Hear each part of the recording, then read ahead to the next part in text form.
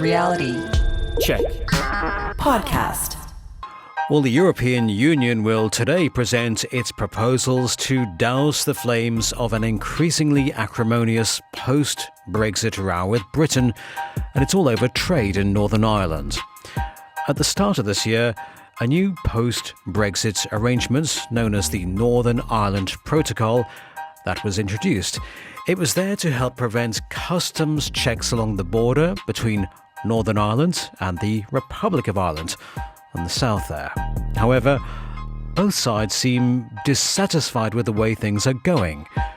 Chris Cummins asked our London correspondent, Ollie Barrett, why? Well, the UK says it's about the way that the Northern Ireland Protocol is being implemented. They say that the European Union is being too strict and that many of the checks on goods moving from Great Britain to Northern Ireland are too onerous. They say it's having an impact on community relations, that has potential ramifications for the peace process in Northern Ireland.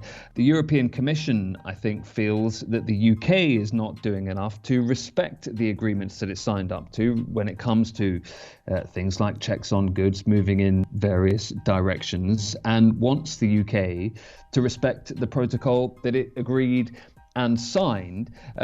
All of that said, both sides are suggesting compromises. Both sides accept that for whatever reason, and they differ about what those reasons are, that the current arrangements are not quite working properly.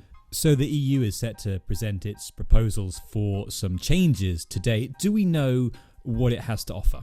We think, for example, that around half of all customs checks could be scrapped, and that would include, crucially, chilled meats moving from Great Britain to Northern Ireland, and that is the so-called sausage wars that we've heard so much about. It could include plants, checks on plants moving from Great Britain to NI as well, the end of checks on medicines. Goods that are headed for Northern Ireland could go through what might be described as a green lane, very minimal checks, and then those that are heading for the Republic of Ireland or indeed for the European Union would go through more stringent procedures. And the European Union feels that these are significant changes that it is offering to try and ease some of the current problems. We know that the EU has its own red line, so is under pressure a bit in what it can offer.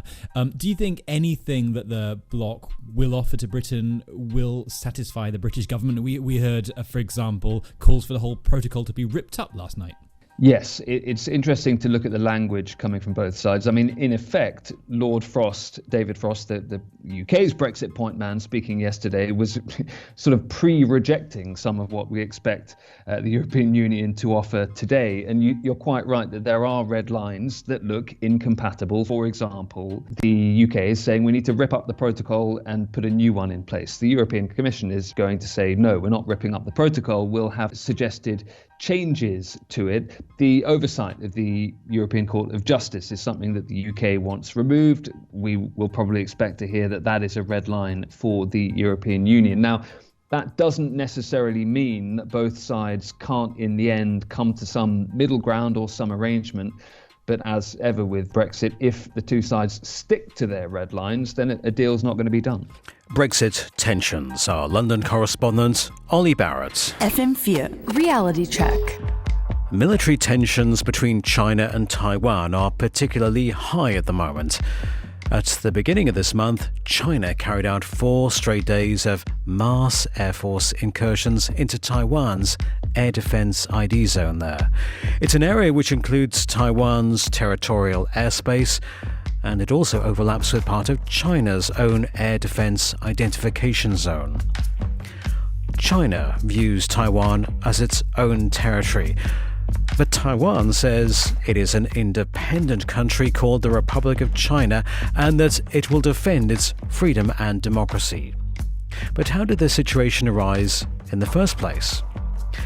Susanna Weigelin-Schwiedesig is a China expert at the University of Vienna, and she told Joanna Bostock that the relationship dates back to the Civil War in China, which was fought between 1945 and the founding of the People's Republic of China in 1949. The Civil War was a war between the national government under the leadership of the Kuomintang, the Nationalist Party, and the opponents were the Communist Party. And the Communist Party of China and its army won the civil war, with the effect that the national government retreated to the island of Taiwan.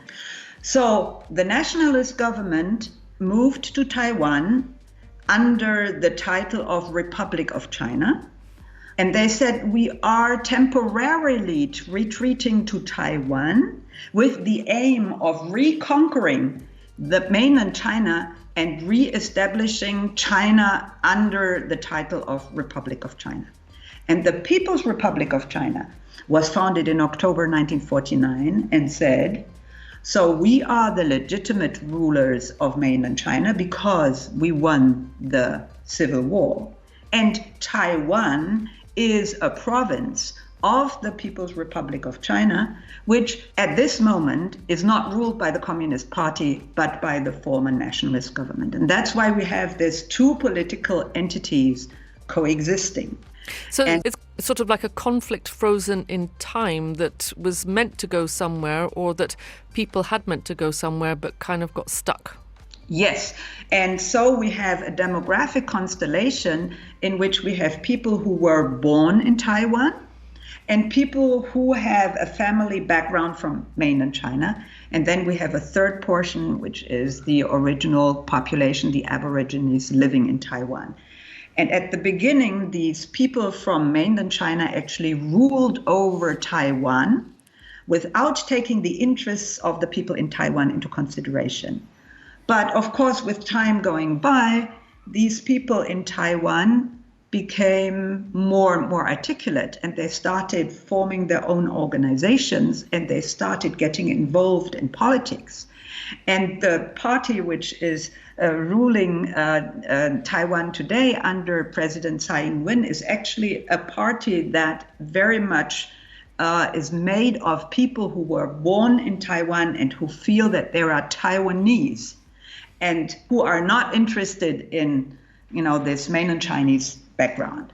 Whereas the Nationalist Party, which still exists in Taiwan, still holds the opinion that eventually China will be reunited under their leadership.